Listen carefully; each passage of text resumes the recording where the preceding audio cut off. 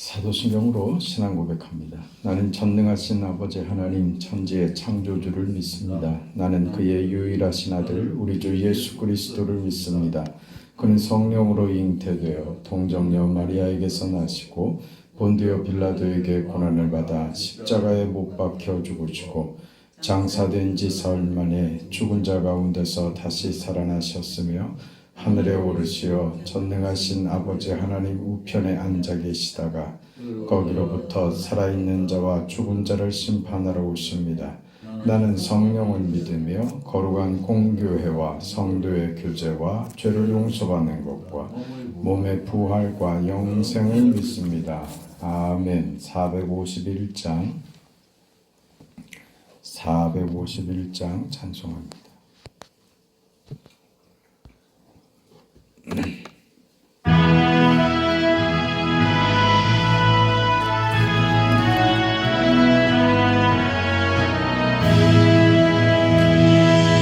예수 영광 버리사 사람 되신 것 보고 너도 고난 당하라 길이 참으라 예수 친히 십자가 지고 가신 것 보고 너도 주의 십자가 지고 따르라 예수 너를 위하여 죽으심을 본받고 너도 남을 위하여 몸을 바쳐라 예수 부활하셔서 승리하신 것 보고 너도 승리할 줄을 믿고 싸워라 예수 승천하셔서 영광 받으심 보고 너도 영광 받을 줄 믿고 섬겨라 예수 다시 오셔서 상을 주실 줄 믿고 너도 상을 얻도록 참고 참으라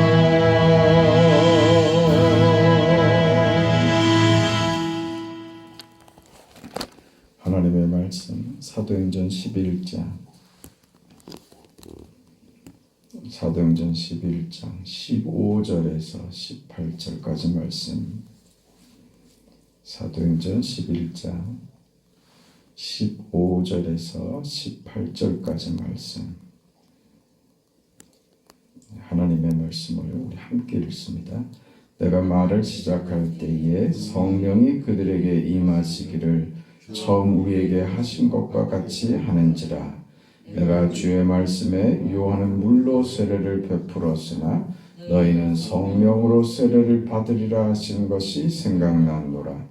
그런즉 하나님이 우리가 주 예수 그리스도를 믿을 때에 주신 것과 같은 선물을 그들에게도 주셨으니 내가 누구이기에 하나님을 능히 맡겠느냐 하더라.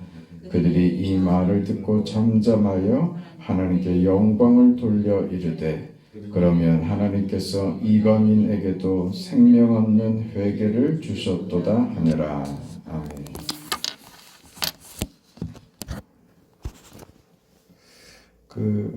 고넬료의 집안에 사도 베드로에 의해서 복음이 전해지고 저들에게 성령이 임합니다. 그래 베드로는 저들에게 세례를 주죠. 이것이 예루살렘 교회의 큰 문제 시비거리가 돼서 베드로가 이 사건을 다시 복기해서 저들을 설명시키고 저들이 지금 유대인이 아닌 이방인에게도 하나님의 구원, 다시 말해서 저들만이 특별한 민족으로서 저들만이 구원의 대상이 아니라 하나님께서 저들과 동일하게 이방인들도 구원의 대상이 된다라는 것을 확인한 사건이 되는 거죠. 여기에 지금 유대인들이 심각하게 반발을 하고 있는 겁니다. 우리 잘 알고 있는 대로 신약 성경의 상당 부분을 차지하는 서신서들을 보면 서신서는 이미 세워진 교회에 보내는 그 편지들 아닙니까? 이 서신서가 다루고 있는 심각한 문제들. 그러니까 아무 일 없는데 교회에 보낼 편지를 보낼 이유는 없죠. 무슨 편지를 보내야만 하는 무슨 문제들이 생기거나 어떤 일이 있어서 서신서들을 보내게 됐는데 서신서를 쓰게 되는 이유 중에 가장 많은 이유는 유대주의와의 문제였습니다. 유대인들이 들어와서 저들의 율법적 요구를 교회 안에도 했던 것이죠. 유대주의와 끊임없는 어떤 알력들, 이해가 부딪히고 해서 초대교회 안에도 늘 심각한 문제가 됐던 부분입니다. 이것이 고넬료 사건의 아주 전면에 등장하는 문제가 되는 것입니다.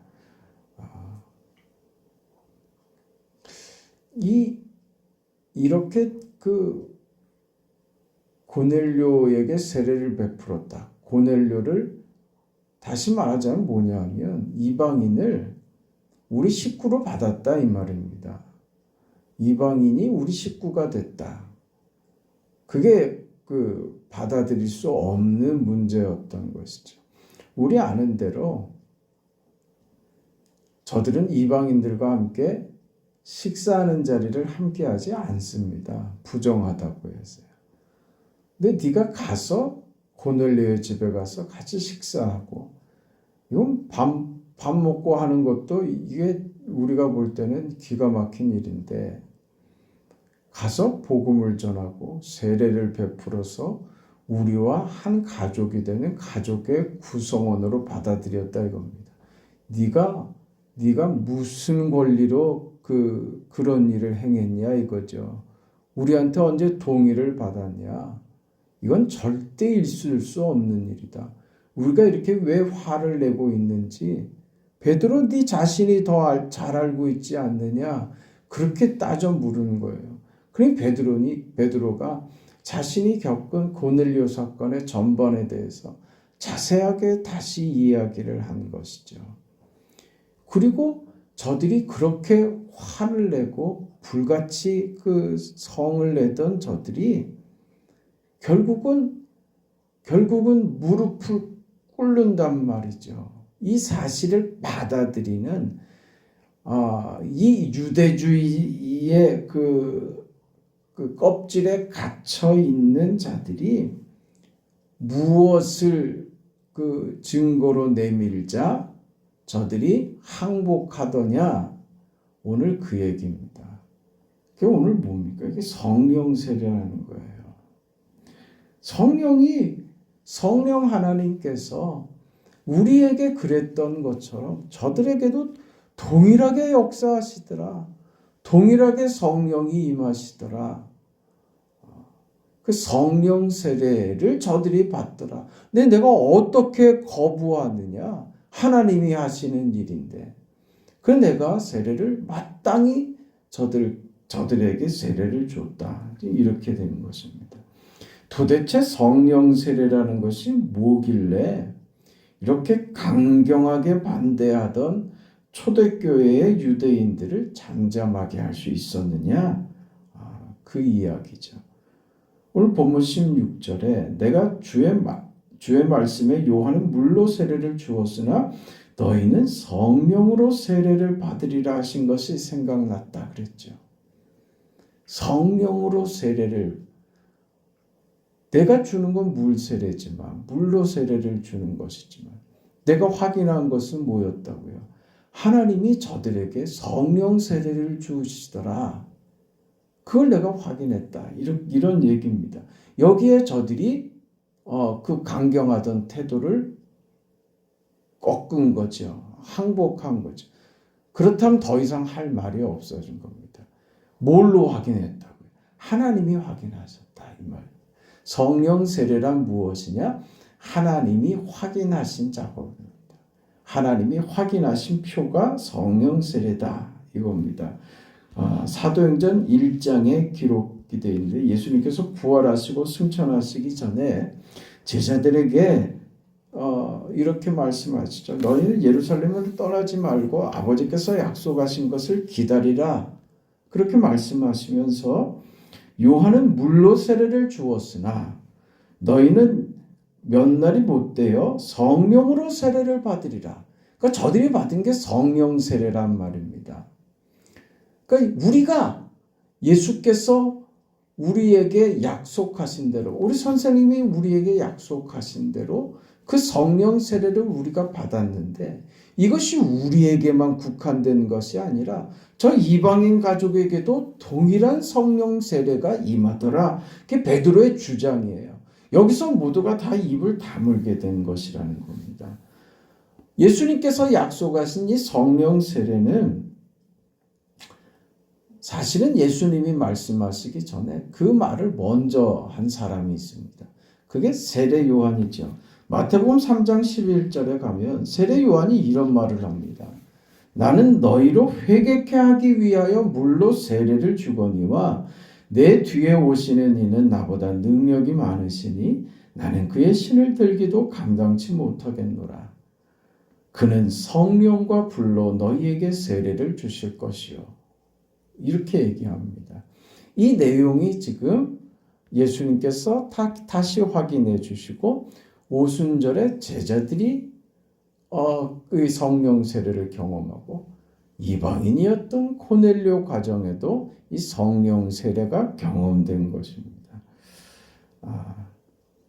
세례 요한이 설명하는 그 자신이 주는 물 세례와 예수님께서 행하시는 성령 세례의 차이를 우리는 이해하고 넘어가야 될 필요가 그래서 있는데요.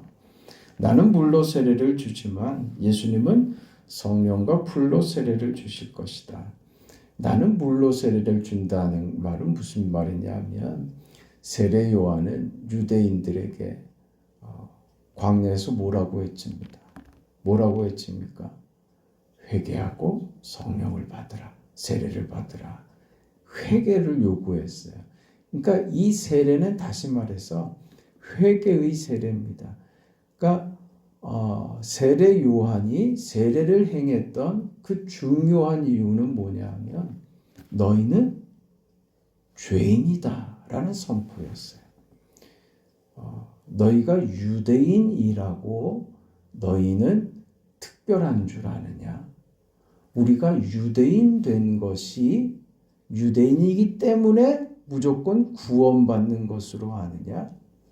유대인이라는 것이 자격이 되고 신분이 되고 그게 너희를 구원하는 이유가 되는 줄 아느냐? 그렇지 않다 이거예요. 뭐라고 얘기해요? 너희도 죄인이다. 그 선포예요. 너희도 구원받아야 하는, 회개해야 하는 죄인이다. 이게 세례 요한의 선포였던 거예요. 다시 말하자면 세례 요한이 너희는 죄인이라고 선포하여 주는 세례는 구원을 주는 세례는 아닌 거예요. 너희는 구원이 필요한 존재라는 그 전제를 가지고 그래서 너희는 회개해야지 된다고 하는 요구로 주는, 다시 말해서 세례 요한이 베푼 물 세례는 예수께로 십자가로 데려가기 위한 작업으로서의 세례였던 것이죠. 너희는 회개해야지 되는 죄인이다. 그 표로 물 세례를 줬던 것이죠. 그래서 세례 요한의 물 세례로는 구원에 도달할 수 없습니다. 그저 회개하여 나는 구원이 필요한 존재구나 하는 것을 확인하는 작업으로 끝나죠. 그래서 세례 요한이 그 말을 한 겁니다. 나는 물로 세례를 주지만 예수께서 오셔서 불과 성령으로 세례를 주실 것이다. 그분이 주시는 세례가 너희를 구원하는 세례가 된다. 그게 무슨 세례요? 성령 세례다. 이 얘기였던 것이죠. 그걸 예수님께서 받아서 너희가 아버지께서 약속하신 것을 기다리라. 그게 성령 세례다. 그것이었고 그것이 고넬료 가정에 임하여진 것입니다. 물로 세례를 주는 것은 그것을 확인하는 표인 것이지 물 세례가 구원을 주는 방편은 아닙니다. 우리 구원받은 자는 그래서 모두가 다 이 세례를 받은 것이죠. 어떤 세례요? 성령 세례를 받은 것입니다. 그래서 우리는 고넬료 가정이 받은 이 세례, 불세례, 성령 세례를 오늘 우리도 동일하게 받은 것이죠. 그래서 하나님의 자녀된 자로서 그 구별된 신분으로 살아갈 수 있는 그 성령 세례를 받았다. 그건 하나님이 주시는 세례입니다. 하나님이 확인하시는 세례입니다. 그럼 그 다음에 무슨 토를 달고 거기에 무슨 저항을 하고 무슨 반항을 할 수 있겠냐 이거예요. 성령 세례가 가지는 의미입니다. 그래서 저들이 항복한 것이죠. 이게 하나님의 뜻이라면 그 다음에 할 말이 없는 거죠. 순종하는 것이죠. 우리가 잘못 이해하고 있었습니다. 우리의 오해였습니다. 우리를 바로잡아 주시니 감사합니다. 이렇게 가야죠. 우리는 끊임없이 우리의 모자라고 우리의 잘못된 어떤 그 오해들을 그 주의 말씀으로 자꾸 교정하고 바로잡고 하는 것이 우리에게 필요합니다. 여러분 아이들을 학교에 왜 보냈습니까? 학교에 왜 보내죠? 훌륭한 사람들하고. 그렇죠. 우리는 어른은 그걸 알고 있죠. 학교를 다니지 않는 것보다는 학교를 다니는 것이 아이의 인성이나 지식이나 지혜롭게 살고 바르게 사는 훌륭하게 사는데 학교를 다니는 것이 도움이 된다는 것을 알죠. 그래서 학교에 보내잖아요. 그 학교 안 가면 그래 너 가고 싶을 때 가고 가고 싶지 않으면 안 가도 된다. 여러분 그렇게 자식 키웠습니까? 그렇게 못하죠. 그럼 매를 들어 때려서라도 학교 가게 만들죠. 가기 싫은데 징징 울면서 끌려가고 아이들이 그렇게 크지 않습니까? 왜요? 그게 과정이라는 말입니다. 그 과정이 필요한 거예요. 우리가 예수 믿어서 구원을 받고 그리고 그때 깨달은 몇몇 단편적인 지식을 가지고 우리 신앙생활을 다 해낼 수 없어요. 예수 믿어 구원받아 하나님의 자녀가 됐으면 그 다음에는요. 자라나야죠. 자라나기 위해서 배워야 하는 겁니다. 너희가 여호와를 알아라. 어떻게? 힘써 여호와를 알아라고 하는 것입니다. 그래서 부지런히 성경 말씀을 읽고 예배하며 하나님의 말씀을 듣고 하는 일이 필요하고 중요한 이유가 거기 있습니다. 그래서 끊임없이 나를 교정하는 거예요. 바르게 바른 신앙, 바른 생각, 바른 가치관, 하나님 앞에서의 바른 태도가 무엇인지를 늘 조심하면서 살펴보고, 이런 부분에 내가 그 먼지가 묻고 때가 묻고 좀 오염됐구나. 이게 털어내야지. 내가 자꾸 이쪽을 바라봤는데 내가 왜 자꾸 눈이 왼쪽으로 돌아가나 했더니 그 왼쪽에 저것을 내가 자꾸 관심을 두고 보고 있었구나. 이쪽을 좀 가려야 되겠다. 그런 걸 자꾸 배우는 거죠. 그래서 점점 나아지는, 하나님이 우리 인생에게 지금 우리의 인생에게 기대하시고 요구하시는 것이 이거예요. 우리 자신이 좋아지기를 바란다고요. 여러분이 자식들을 그 학교 보내면서 훌륭한 사람이 되거라. 그 마음으로 학교 보냈던 것처럼 하나님께서 우리에게 예수 믿는 자, 그리스도인 하나님의 자녀라는 이름과 신분을 주시고 뭘 기대하신다고요? 그렇게 자라나기를 기대하신단 말이에요. 자녀들이 자라면 여러분 기분 얼마나 좋습니까? 그럼 막 자랑하고 싶잖아요. 내가 너 얼마나 어렵게 키웠는 줄 아니? 이제 네가 내 인생 호강시켜줘야 되잖아. 그거 부모로서 할 말이 아니죠. 부모는 낳았으니까 책임을 져야죠. 낳은 자식이 무슨 부모를 책임집니까? 네? 자기 인생 사는 것이죠. 과거에는 그렇지 않았잖아요. 이게 소유처럼 생각이 됐단 말입니다. 그러니까 내 마음대로 부릴 수 있는 자기 소유물처럼 생각을 해서, 그래서 자녀들에게 막 함부로 하기도 하고, 자녀 인생에 정말 옳은 것이 무엇인지, 이 아이를 위해서 정말 부모로서 해줘야 될 것이 무엇인지를 놓치는 경우들이 너무 많았죠. 무슨 계집애가 학교를 다니려고 그래. 집안일이나 도와주지. 바쁜데. 이랬잖아요. 몰랐었던 거죠. 그럼 우리가 예수 믿고 성경을 알고 그러나서 우리는 달라지죠. 그게 아니구나. 그게 아니구나. 우리 자신에게 그게 도입이 돼야 된다고요. 어떤 의미로? 하나님은 우리가 잘하기를 바라신다고요. 자라나야 됩니다. 너 훌륭해야지 돼. 그게 뭐예요? 우리에게 요구하시는 것. 하나님이 우리 인생에게 요구하시는 것. 거룩하라 이거죠. 내가 거룩하니 너희도 거룩할지어다. 거룩해야 된다.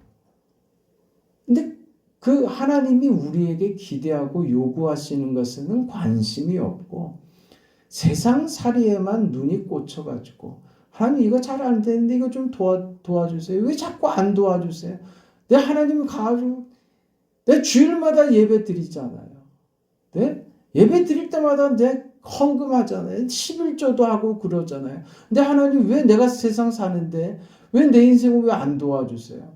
하나님 앞에 할 거 다 있는데, 그건 믿음으로 사는 거 아니에요. 그건 그냥 종교인입니다. 그건 종교 생활이죠.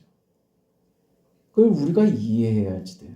하나님이 우리에게 기대하시는 건요,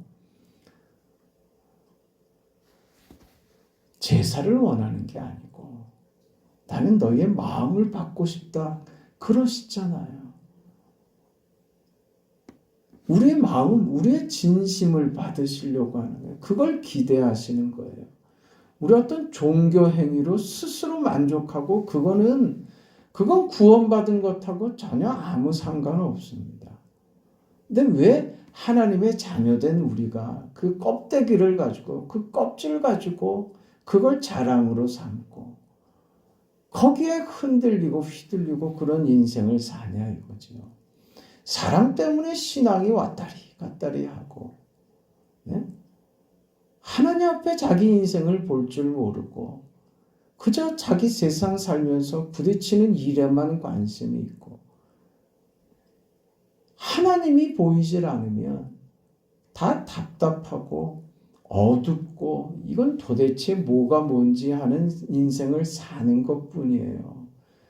그 답답한 내 현실 속에 하나님이 어떻게 개입하셔서 이 어려운 문제, 이 힘든 문제로 나를 하나님께서 얼마나 귀하게 복되게 만드시는가 하는 것을 생각한다면 우리 인생은 삶의 질이 달라지는 겁니다.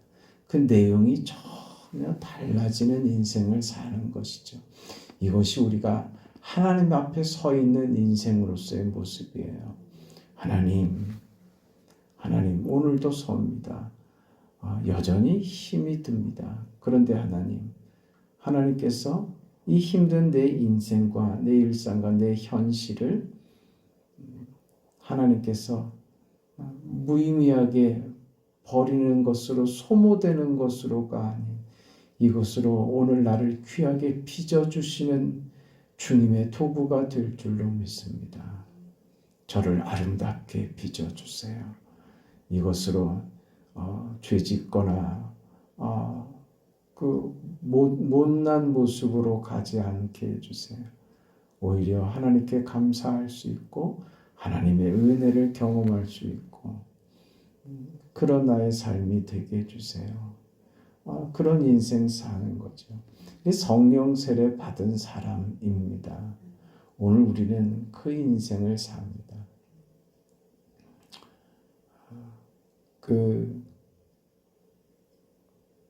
예수를 믿었다는 것은 내가 그래서 성령 세례를 받아 하나님의 자녀가 되었다는 것은 아주 신비로운 경험이 됩니다. 아주 이상한 일이 되죠.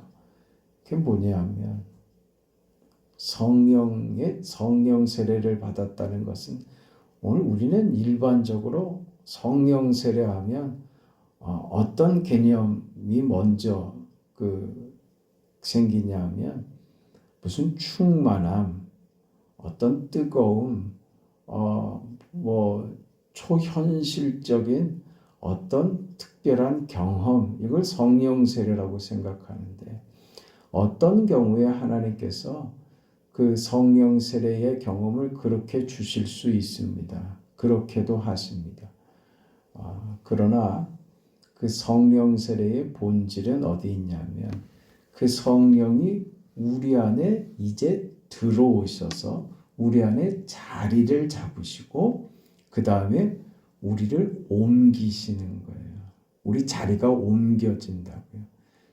그래서 예수를 믿는다는 것이 뭐가 되느냐? 우리 자리가 옮겨지죠. 어디로요? 내가 그리스도 안에, 그리스도께서 내 안에, 이 신비로운 이상한 그 존재가 되는 거예요. 내가 육신으로 내가 살고 있는 것 같지만 죄인으로 이렇게 별 볼 일 없이 이러고 있는 것 같지만 내가 어디 안에 있다고요? 그리스도 안에 있다고요. 그러면 여러분의 자리가 지금 이곳이기도 하지만 어디이기도 한 거예요? 하나님 보좌 우편에 앉아 계신 예수님의 자리가 오늘 우리의 자리인 거예요. 이게 영광스러운 거예요. 그 영광의 크기와 신비를 우리가 이해해야 된다고요. 내가 이 자리에도 있지만 하나님 보좌 우편에도 내가 자리하고 있는 것이고 내가 육신으로 죄인으로 모자란 인생으로 여기 이렇게 서 있지만 그런데 신비하게 내 안에 성령께서 거하시는 성전이 되기도 하는 내 인생이 되어버렸다. 이 신비함이죠. 이게 우리가 지금 내 인생이 무엇인가? 성령께서 내게 성령 세례를 주께서 내 인생에 주셔서 내 인생에 허락된 모양이 무엇인지를 이해하는 자리로 가야 됩니다. 그럼 왜 고넬료 가정에 성령 세례가 임하고 할 때 왜 이렇게 요란스럽고 특별하고 그 성령 세례가 밖으로 드러나고 확인될 정도로 조용히가 아니라 공개적으로 드러나게 그렇게 역사가 됐느냐? 그렇죠. 그렇게도 성령 강림이 찾아올 수 있습니다. 정말 성령이 불같이 임하여서 우리의 죄를 막 태워버리고 그래서 그 안에서 터져 나오는 우리 안에서의 어떤 통곡일 수도 있고 감격의 부르짖음일 수도 있고 하나님 앞에 올려드리는 외적으로 누가 봐도 특별한 경험을 하고 있구나 하는 것을 누가 봐도 느낄 정도로 그런 성령의 그 세례도 있더라 하는 것이죠. 고넬료 가정에 왜 이런 일이 필요했을까요? 왜 초대교회에 이런 일들이 많이 있었을까요? 확인시켜야 되기 때문입니다. 모든 사람에게 확인시켜야 됐기 때문에 그런 거예요. 그 의미에서 하나님께서 성령 세례를 고넬료 가정에 이렇게 주신 것입니다. 여러분, 우리가 예수 믿는 자 되었다, 성령 세례를 받은 자 되었다라는 것은 우리를 아는 모든 사람들에게 확인돼야 됩니다. 저 사람은 다르다. 저는 뭘 가지고 있길래 저렇게 당당하고 여유 있고 저렇게 힘이 있을 수 있을까? 나는 늘 생각하는 거나 말하는 것이 늘 부정적이고 세상적이고 먹고 사는 일만 그 대화하며 그런 얘기만 하는데 저 사람은 대화를 할수록 내가 배우는 게 많고 저 사람은 거기 매이질 않고 살고 있네. 왜 저 사람은 나하고 다르지? 이런 것 말입니다. 이게 확인되고 경험되는 인생이 되어야 할 겁니다. 우린 성령 세례를 받은 성령이 우리 안에 거하시며 주님과 함께하는 인생 되었습니다. 그 인생의 넉넉함과 그렇게 하나님의 자녀로 그렇게 자라나는 우리 인생 복된 날 되기를 바랍니다. 거룩하시고 자비하신 하나님의 은혜를 감사드립니다. 성령 세례가 하나님께서 확인시키시고 하나님의 자녀 삼으시며 이제 우리 인생이 달라진 신분과 달라진 인생이 되었다는 것을 성령 세례로 우리 안에서 확인시켜 주었음을 감사드립니다. 고넬료에게 일어났던 이 기가 막힌 사건과 이 역사와 이 은혜가 오늘 우리에게도 동일하게 일어나고 있음을 감사드립니다. 이제 우리 안에 일어난 이 놀랍고 신비한 역사가 우리를 아는 모든 사람들에게 확인되고 증명되고 그렇게 증거하는 그런 인생이 다 되도록 축복하여 주시옵소서. 우리 교회와 사랑하는 성도들과 특별히 병상에 누워있는 사랑하는 딸들에게 하나님께서 오늘 하루 은혜와 긍휼과 사랑과 치유하심과 도우심의 손길을 내밀어 주시옵소서. 새벽에 간구에 응답하옵소서. 예수님의 이름으로 기도합니다. 아멘. 하늘에 계신 우리 아버지여, 이름이 거룩히 여김을 받으시오며 나라가 임하시오며 뜻이 하늘에서 이루어진 것 같이 땅에서도 이루어지이다. 오늘 우리에게 일용할 양식을 주시옵고 우리 죄 지은 자를 사해 준 것 같이 우리 죄를 사해 주시옵고 우리를 시험에 들게 하지 마시옵고 다만 악에서 구하시옵소서. 나라와 권세와 영광이 아버지께 영원히 싸움나이다. 아멘.